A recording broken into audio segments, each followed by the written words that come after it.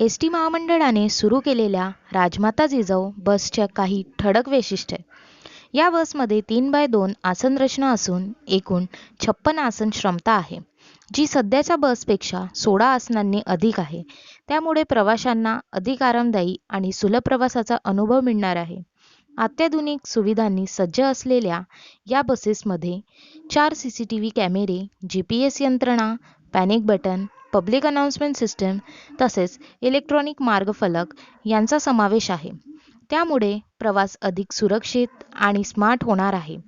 या बसेस प्रामुख्याने 2 शहर दरम्यानच्या अतिगर्दीच्या मार्गावर शटल सेवेसाठी चालविण्यात येणार असून त्यामुळे प्रवाशांना वेळ वाचेल आणि वाहतुकीवरील ताण कमी होण्यास मदत होईल. या योजनेअंतर्गत पहिल्या 50 बसेस नागपूर येथे दाखल होणार असून तेथून या नव्या सेवेला प्रारंभ करण्यात येणार आहे. राजमाता जिजाऊ बस सेवा ही केवळ वाहतुकीची सुविधा नसून महाराष्ट्राच्या इतिहासाचा अभिमान आणि आधुनिकतेचा आत्मविश्वास यांचा संगम आहे. या उपक्रमामुळे राज्यातील सार्वजनिक वाहतूक अधिक सक्षम, सुरक्षित आणि प्रवासी केंद्रित होईल, अशी अपेक्षा मंत्री प्रताप सरनाईक यांनी व्यक्त केली. जय महाराष्ट्र.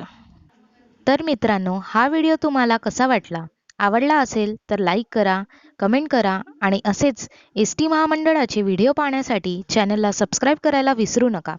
जय महाराष्ट्र, जय हिंद.